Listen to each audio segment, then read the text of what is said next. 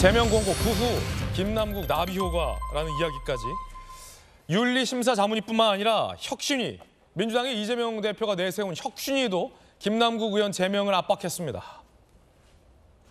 심각하게 보고 있다. 김은경 혁신위원장. 윤리특위의 결정, 법원 판결 결과를 반영한 당 차원의 결정이 필요하다라고 압박했습니다. 당 차원의 결정, 이른바 당론을 의미하는 것 아니냐. 당론으로 제명하라. 자율투표 맡기지 말고 뭐 이런 뉘앙스로 분석되고 있는데요. 그럼 민주당 지도부의 반응은 뭘까요? 민주당 지도부의 입장으로 혹은 뭐 당론 비슷한 성격으로 김 의원을 제명해야 한다라는 반응이 나왔을까요? 직접 들어보시죠. 윤리자문위가 김남국 의원에 대해서 제명 공고했는데 이에 대해서 당의 입장이 있으실까요?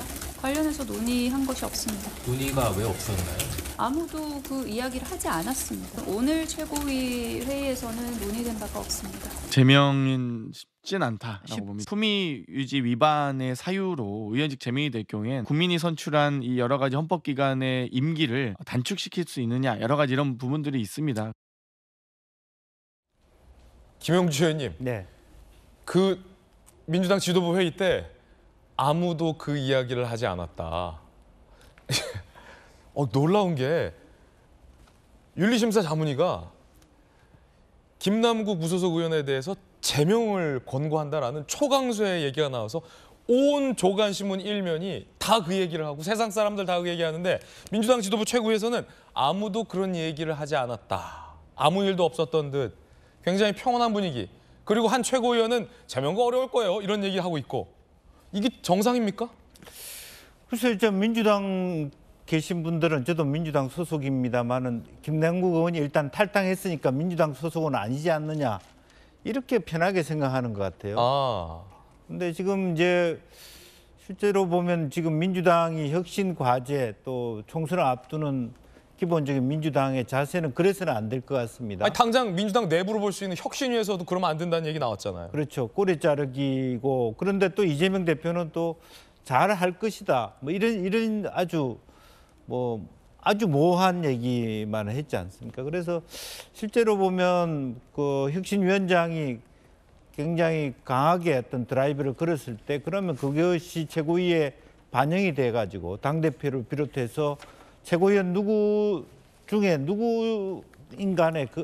누군가는 그 얘기를 꺼냈어야 된다 하도록. 누군가는? 네, 저는 그 최고위라는 게 그렇지 않습니까? 사실은 아침에 누가 돌아가면서 사실 발언에 대한 역할 분담을 하기도 하고 이제 그런 부분인데 아무도 그에 대한 얘기를 하지 않았다는 것은 상당히 지금 그 문제의 심각성을 그렇게 깊게 민주당이 느끼지 못하고 있다는 아쉬움을 줄 뿐만 아니라 지금 현재 여러 가지 이야기로 보면 결과적으로는 뭐 표결에 가더라도 200표를 넘어야 될 텐데 200표 되겠어? 이렇게 남의 집 불구경하는 듯한 모습을 보이고 있어서 뭐 아무리 민주당이 아마 권고 당론조차도 안 하고 자율당론으로 갔을 경우에는 거의 아마 뭐 제명은 불가능하지 않을까 그렇게 느껴집니다. 이런 분위기라면. 지금 민주당 지도부 회의 때 아무도 이 이야기를 언급하지 않았다는 것은 이제 윤리심사 자문위 그리고 윤리특위가 이 권고를 받아들이면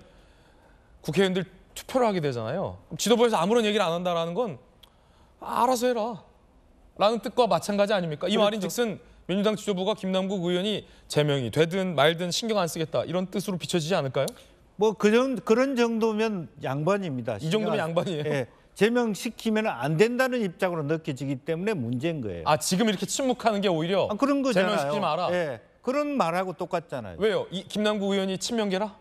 뭐 그런 것은 모르겠습니다만 기본적으로는 어쨌든 김남국 의원의 제명에 대해서 만약에 제명의 의지를 강하게 밝힌다 그러면 그것이 권고 당론이라도 우리는 당론으로 제명을 정했다는 말을 하거나 최고위원회에서 이것을 어떻게 하겠다는 입장의 표명이 있어야 되는데 입장 표명이 없다는 그 메시지의 뜻은 제명시키지 말라는 것과 똑같이 일반 의원 입장에서 느끼게 된다는 것이죠. 그러고 보니 이재명 대표 입장이 무엇인지 아직 명확하게 나오지 않았군요. 명확하게 나오지 않았다는 뜻은 제명시키지 말라는 것이 입장이라고 오독될 수 있다는 거죠. 오독인지 정독인지는 나중에 네. 봐야 알겠지만. 네. 자, 그럼 정법전. 네네. 그러면 윤리심사 자문위, 윤리특위 제명을 다 결정했어요. 그럼 이거 엄청난 사건인데 아무리 윤리가 제명을 결정해도 3분의 2 이상 동의하지 않으면 그 윤리의 결정은 뭐 무효입니까? 백약이 무효인 겁니까? 그렇죠. 그래서 국회법 규정을 다시 보면요. 국회법에서 윤리심사자문위원회라고 하는 것을 네. 원래 없었던 거를 새로 만들었어요. 그 만든 다음에 어떻게 규정하고 있냐면 그 윤리특위는 윤리심사위원회의 그 자문위원회의 그 의견을 존중하여야 한다 이렇게 돼 있어요. 머스트로. 그러니까 그냥 자문이니까 뭐 받아도 그만 안 받아도 그만 이게 아니고 반드시 존중하여야 된다라고 되어 있는데 어찌됐든지 간에 그 윤리특위가 그런 법적인 규정에도 불구하고 존중 뭐 안 할 수도 있겠죠. 그러니까 이게 그 어떤 식으로 절차가 되어 있냐면 심사자문위에서 의견을 내면 그걸 받아서 윤리특위에서 심사 보고서를 내고 그 심사 보고서가 나오면 이제 그게 본회의에서 의결이 되는 그런 시스템인데 아마 제 생각에는 윤리특위에서도 제명해야 된다라는 식의 심사 보고서가 나올 거는 같은데 왜냐하면 거기에 대해서 그 규정에 그렇게 되어 있으니까 그럼에도 불구하고 만약에 본회의에서 뭐 여당이든 야당이든 그래도 뭐 국민이 선출한 그 배지인데 이걸 함부로 떼는 건 그렇지 않느냐 해가지고 제명을 시키지 않는다라고 하면 그러면 제 생각은 어떤 생각이 드냐면요. 국회는 뭐 여러 차례 보여졌지만 스스로의 자정 능력을 잃은 그 집단이 된 것이다. 당장 그렇게 되면 조간신문 중 상당수 일면 헤드라인 제목을 예상해 보면 민주당 윤리위 결정도 외면, 윤리위 결정 외면한 채 방탄, 윤리위 무시하고 제 식구 감싸기 뭐 이런 식의 제목이 나오지 않을까요? 그다음에 그렇게 된다라고 하면 김남국 의원한테 아무런 그 징계도 없이 끝날 것이냐 그건 아니잖아요. 그러면 뭐가 남아 있냐면은 제명이 이렇게 높은 거라면 그 중간에 아무것도 없어요. 아무것도 없고 뭐 사과, 뭐 그다음에 뭐 출석 정지 뭐 이런 정도밖에 없단 말이죠.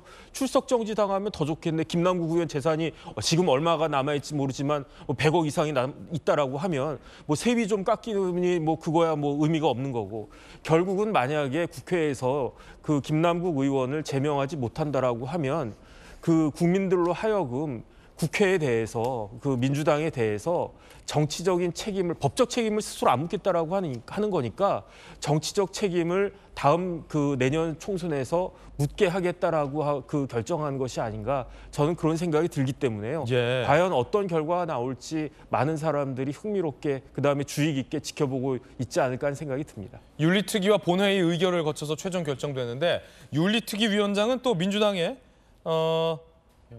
변재일 의원이 맡고 있습니다. 변재일 의원이 인터뷰에 답변을 했는데요. 뭐라고 답변했는지 함께 보시죠.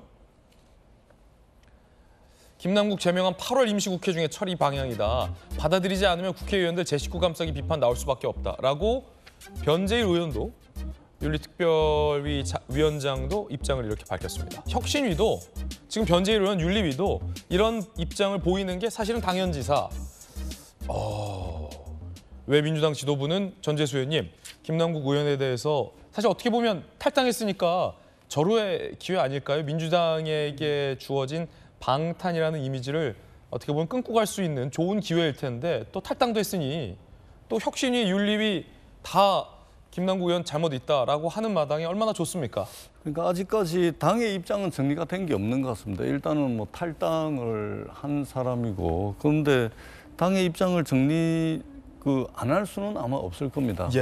왜 그러냐면 이게 절차적으로 국회의장 직속 기구거든요. 그러니까 국회의장 직속으로 국회 윤리심사자문위원회를 두고 있고 그리고 국회 윤리심사자문위원회는 국회의장이 다 구성하는 것이 아니고 여야 원내대표들이 또 추천을 하게 되어 있습니다. 그렇기 때문에 여야 사이에 사실 이제 공방을 벌이는 것이 그대로 윤리특위에서 재현되는 경우가 많은데 만장일치로 아마 이게 그 제명 결정이 내려졌다는 것은 여야가 추천한 인사들 사이에서 큰 이견이 없었다는 이야기거든요. 그렇군요. 그렇기 때문에 이런 결정이 내려지게 되면은 대개의 경우 윤리특별위원회가 이 결정을 이제 하게끔 돼 있는데 이게 세상 일이라는 것이 참 이게 간단 명료하게 진행이 되면 참 좋은데 이 국회 윤리심사자문위원회에서 제명을 하라라고 공고한 의원이 2명이 더 있습니다. 지금 예. 21대 국회에서 윤모 의원, 박모 의원 해서